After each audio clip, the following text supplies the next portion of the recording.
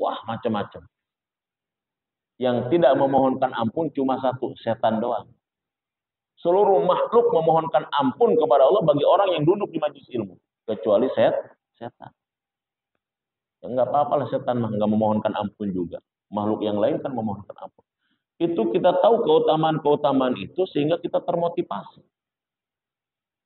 Makanya kajian di Jamaah Tabligh itu kan salah satu kitabnya Fadhailul Amal. Makanya kalau kita lihat Jamaah Tabligh itu dalam ibadah semangatnya luar biasa. Ya, yang suka dibaca tuh di sini apa? Fadhailul Amal. Fadhailul Amal, keutamaan sholat berjamaah. Makanya suka dibaca tuh. Terus dia mengkajinya itu. Karena itu bisa menjadi motivasi. Yang nggak jadi masalah. Kita beramal karena pahala nggak jadi masalah. Kan kita berharap balasannya dari Allah.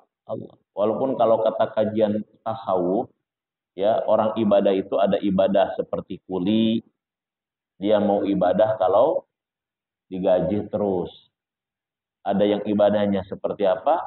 Ada yang ibadahnya seperti pembisnis. Ibadahnya itu dilihatnya untung rugi. Kalau saya melakukan ini kira-kira dapat apa? Ini pahalanya apa? Itu pahalanya apa? Ada pembisnis. Ada ibadahnya orang cinta. Dia ibadah karena memang cinta kepada Allah. Kan dalam kajian tasawuf kan itu motivasi ibadah. Ada budak, ada pembisnis, ada seorang yang pencinta.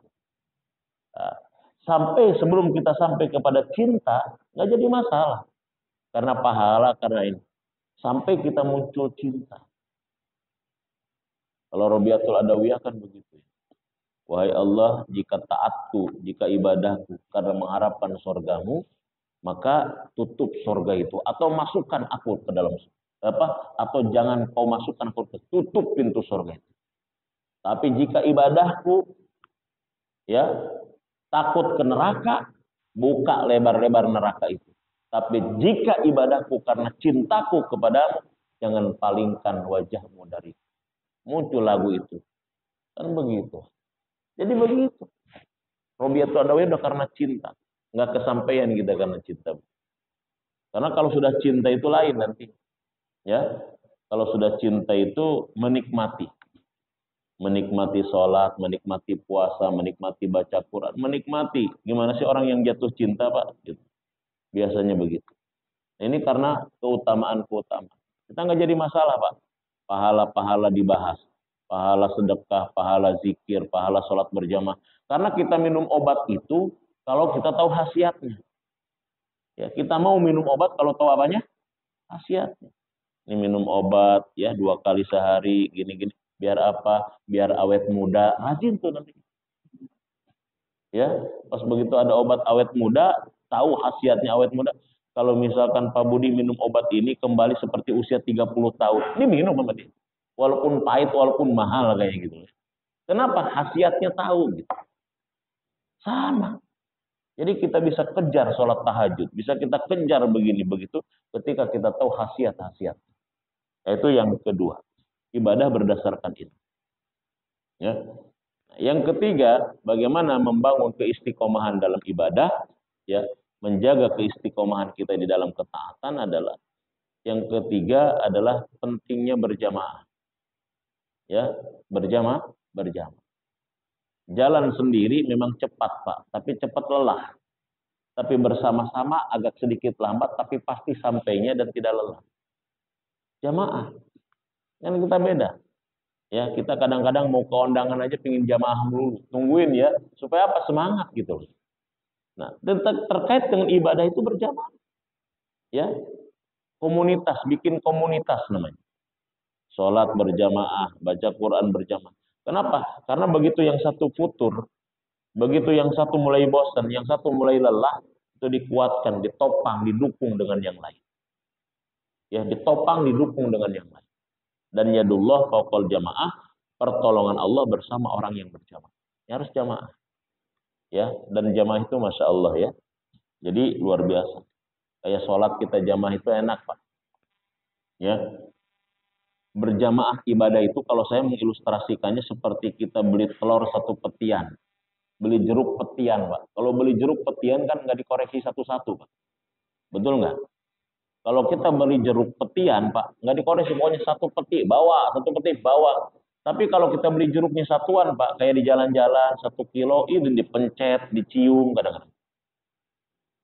Itu kalau beli jeruk satuan, Pak, kita dipencet, dicium. Kalau perlu diasaan heula kadang-kadang gitu. Udah begitu kagak jadi gitu beli.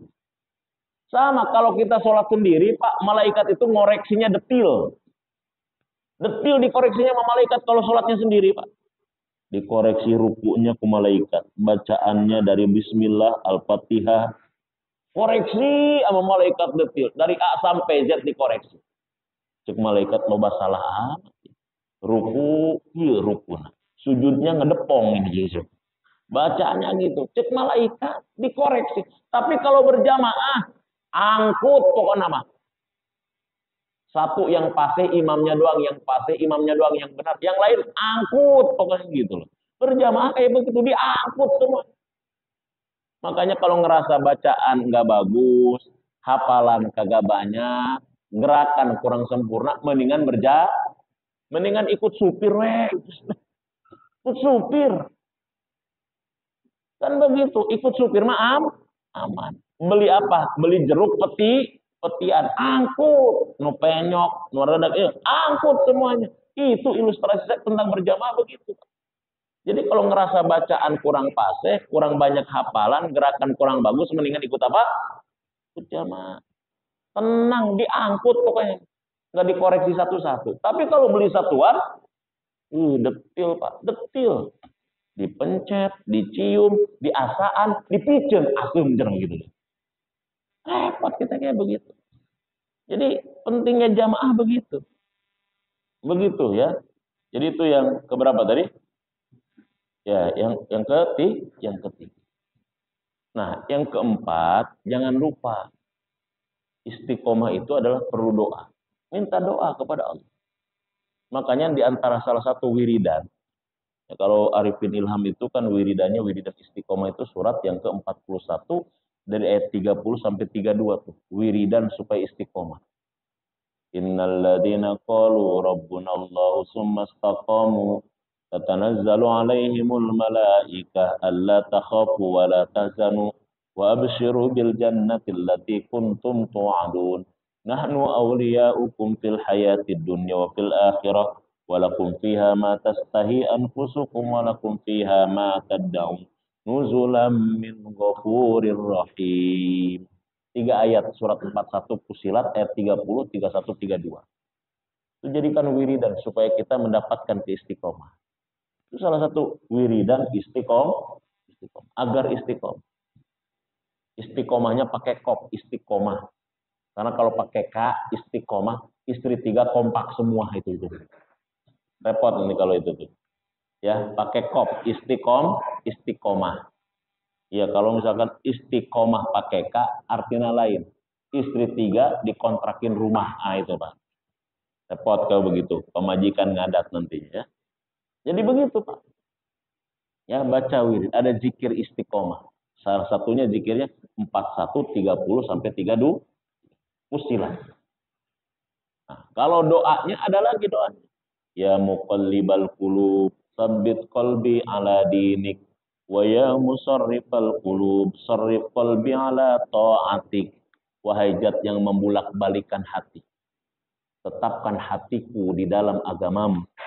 Wahai zat yang memalingkan hati, palingkan hatiku dalam ketaatan kepadamu. Kan begitu. Ya muqallibal qulub, tsabbit qalbi ala dinika. Wa ya musarrifal qulub, sarrif qalbi ala ta'atika.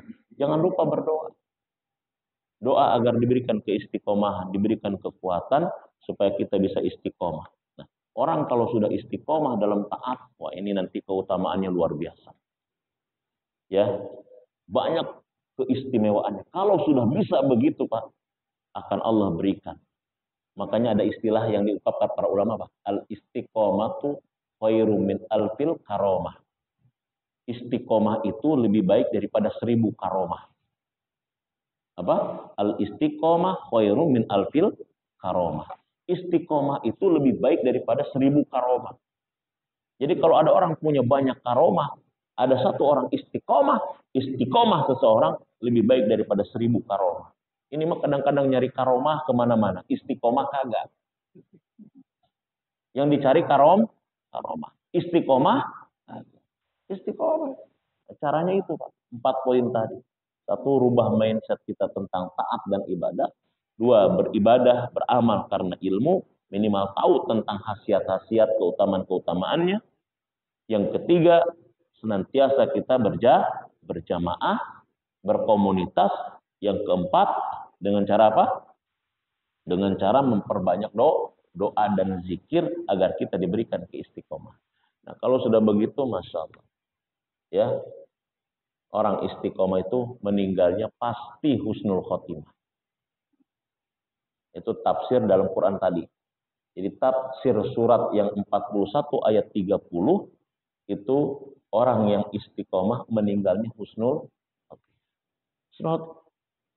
Ya, jadi yang disebut dengan tanazzalul malaikatu warruhu fiha itu, tanazzalul malaika itu dikatakan oleh Imam As-Sa'di atau di dalam Ibnu Katsir, itu adanya malaikat yang datang sebelum datangnya malaikat pencabut nyawa. Jadi gini, innal ladzina qalu rabbunallahu tsumastaqamu tatanazzalu alaihimul malaikah. Itu kata para ulama tafsir. Siapa malaikat yang datang kepada orang ini? Orang ini ketika mau meninggal dalam kondisi sakarat, sebelum datangnya malaikat maut, yang datang malaikat duluan. Ada malaikat duluan yang datang sebelum datang malaikat maut. Ngapain malaikat itu datang? Dia mengabarkan, Allah takhofu. Bahasa kitanya, fulan, sebentar lagi malaikat maut mau mencabut nyawa kamu. Tapi nggak usah khawatir. Dia juga sahabat aku, CS. Besti aku, tenang aja pokoknya. CS, tenang. Kalau dia datang, nggak usah takut. Allah takhofu. Aku kasih bocoran, tenang. Pokoknya kalau kamu dicabut sama dia, Allah takhofu, aku bocorin. Kamu setelah ini akan mendapatkan surga. Ya, Allah takhofu wa la tahzan wa abshiru bil jannah. Dibocorin. Kamu setelah dicabut nyawa, kehidupanmu jauh lebih baik daripada kehidupan yang sekarang. Dimotivasi. Maka begitu malaikat maut datang, dia minta disegerakan. Assalamualaikum, segerain. Jangan banyak prolog deh, cabut gitu. Dia udah tahu karena dapat bocoran dari siapa? Dari malaikat yang sebelumnya. Terus dia nanya nih, yang orang istiqomah tadi. Terus nanti anak aku gimana nanti? Dia nanti keluargaku gimana? Aku mati ini kan gimana? Anak masih kecil-kecil yang melihat. Gimana nanti kalau anak-anak aku nanti kalau aku mati gitu? Wala tahzanu, nggak usah sedih. Tenang. Apa? Nahnu awliya'ukum fil hayati dunya wa fil akhirah. Walakum fiha ma tastahi anfusukum walakum fiha ma tad'un. Enggak usah sedih. Nahnu awliya'ukum. Aku nanti, kami dengan reng-rengannya DKK dan kawan-kawan malaikat yang nanti melindungi, menjaga, merawat mereka. Tenang. Udah pokoknya jangan mikirin yang macam-macam. Pokoknya udah datang malaikat, senyum, tenang, yang lain urusan aku. Begitu. Begitu dasar. Makanya banyak orang-orang yang ketika meninggal tenang, meninggal ini. Ada juga yang meninggal juga nangis, bingung, dan lain sebagainya. Tapi kenapa? Karena keistiqomahan. Jadi sampai begitu orang istiqomah itu diistimewakan oleh Allah Subhanahu wa Ta'ala. Mudah-mudahan kita termasuk orang yang istiqomah. Tapi istiqomahnya pakai kop, bukan pakai K. Kalau pakai K kacau nantinya ya. Jadi bere pantok nantinya pulang ke rumah nanti ya. Insya Allah. Itu barangkali mohon maaf lahir batin ya. Mangga Pak silakan.